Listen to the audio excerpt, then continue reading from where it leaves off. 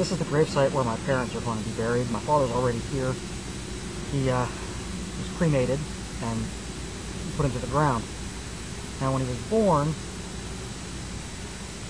his bones grew all of his life, new minerals being brought in. But the flesh was replaced constantly. Every number of years, brand new flesh, completely brand new flesh.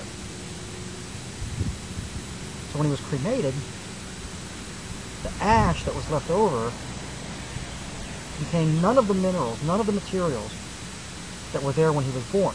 Those were all gone. Completely gone, replaced by completely new minerals.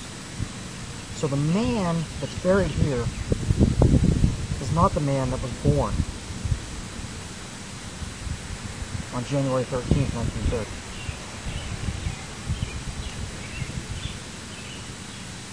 When I consider what life is, what makes us people, it isn't the materials that are within us. It's an emergent property of those materials. And when it dies, when that emergence, that thing that emerged is gone, it's just gone. It doesn't go anywhere. It can't. It wasn't placed in there to begin with. It emerged from it. Since it emerged from it, it's gone with it. Water has an emergent property called wetness. A few molecules of water aren't wet. Frozen ice, frozen water isn't wet. Evaporated water is moist, it's damp, but it isn't wet.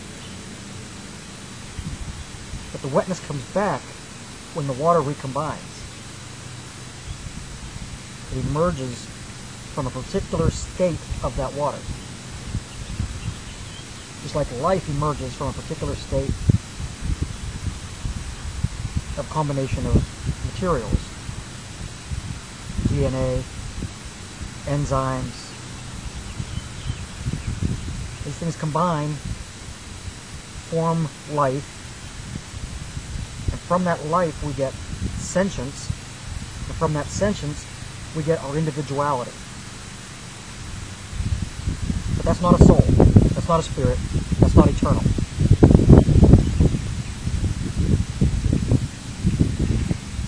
The day that I accepted that, the day that I realized that there was nothing beyond this existence, that's the day I became an atheist. Because if there's no existence beyond this reality, then there's no need for God.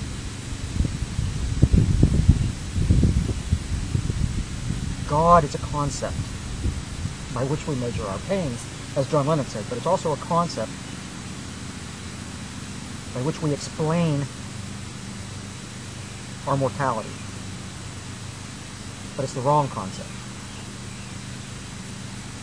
And there's nothing wrong with it. There's nothing wrong with accepting that that's the wrong concept.